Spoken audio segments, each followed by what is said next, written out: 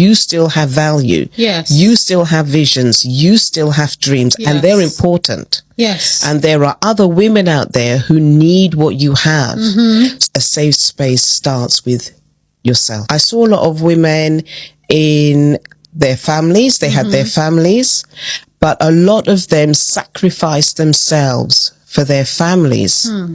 And there was nothing left for them. Okay. So I saw women bringing their children to school, picking them up. They were giving everything to their families, but they themselves were an empty shell. You are not what people have said you are. You are not the negatives that you've experienced. Preserve the marriage, but then what happens to you? So you have to preserve you first. I was over 40 when I started over, and I've never felt more alive. Today's episode of In Her Space podcast, we have my beautiful friend here. Her name is Jenny Allen. Jenny is a London-based certified life coach, Christian blogger, passionate advocate for women's emotional and spiritual needs. With over 25 years in education and of service supporting vulnerable women, Jenny now empowers women to rebuild their confidence, rediscover their worth, and step boldly into their God-given purpose. I was drawn to interview Jenny, who also is my longtime friend, because of the genuine support she gives women through her coaching program. Jenny has been a great friend to me, and she's one of the most supportive women that I know. Yes, you are, Jenny. She's a true definition of women supporting women. So I had to have her here. I've known Jenny for so long now. And even though we don't see each other all the time, her support and her love is always felt every single day. Yeah. So Jenny, I am so glad to have you here. How are you? I'm very excited, Ivy. Thank you for having me. Welcome. I'm so excited and thrilled, and it's an honor to be here, honestly. Honestly, I think I'm actually more excited. What does having a safe space mean to you? Wow. Having a safe space means I feel protected. I feel that a safe space is where I'm valued. Take us back to what led you to starting Heart of Refuge, which is your coaching program that you do for women. Yeah. How did that come about? Oh, this is a long story, because when I was younger, I'll give you a little bit of the beginning. When I was younger, I had a very profound stutter. And it affected, and I still stutter now. Really? But I didn't know. Yeah. But I've learned to change the words around so that people don't pick it up. Okay. I knew that God wanted me to speak to women.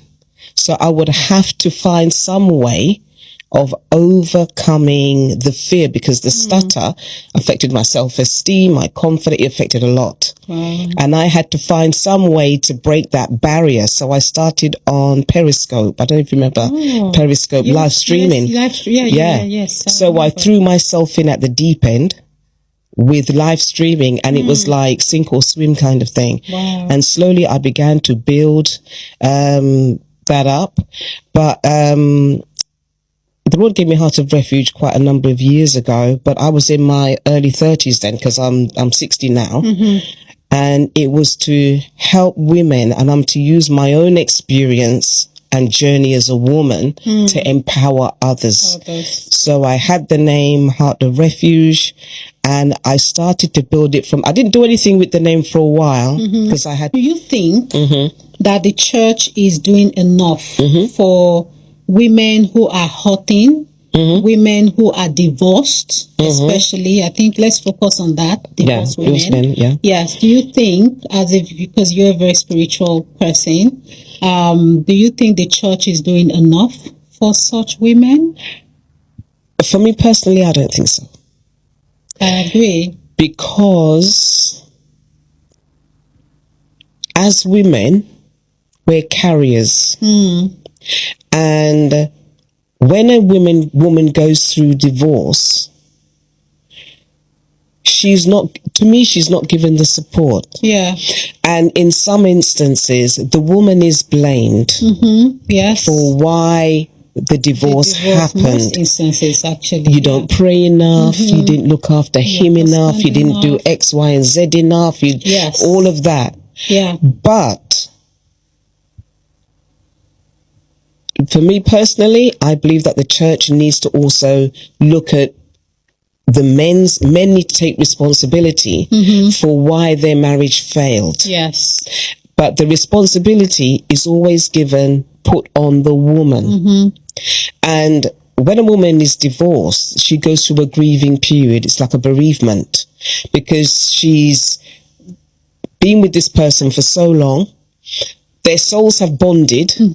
And yes, you can sign the paper and the marriage is over legally, but there's also emotional and spiritual entanglement that needs work. Yes. You need to disassociate the soul ties. You need to detach. Yeah. And the woman is not always helped with that. So she needs to make sure that she has counseling. She needs to take time with herself. She needs to get mentorship if she can get mentorship, but she should be gentle. You have to see divorce as a bereavement and not to get into a relationship on rebound. Yeah. Work on you. Learn the lessons from what happened and keep it moving, but take the space. Yes. To work on you. And I believe that there's not enough support for women. Yeah. There's not enough. Yeah, I agree. And I think before marriage, we get all the support. You go for marriage counseling with your partner. You do yours alone. You have maybe your parents telling you, you're going to that marriage, do this, do that, do that. But when there's a divorce, you don't get that. No.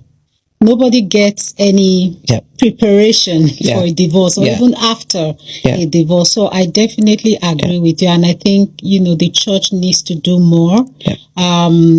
Personally, as a Catholic, the church is even against divorce. So if you divorce, you're on your own.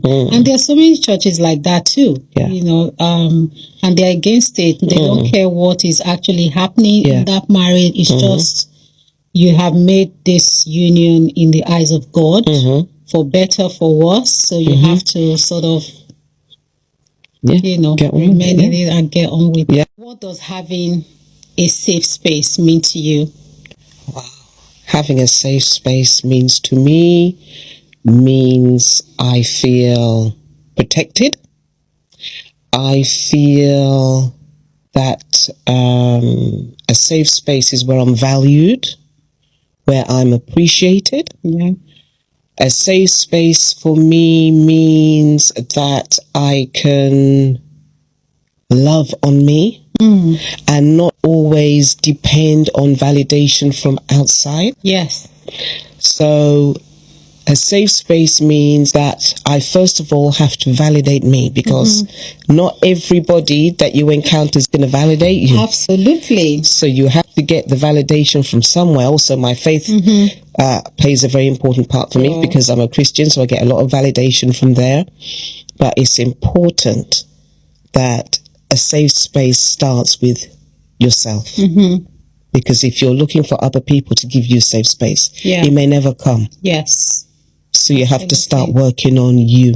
I think that's beautiful. That's really, really beautiful.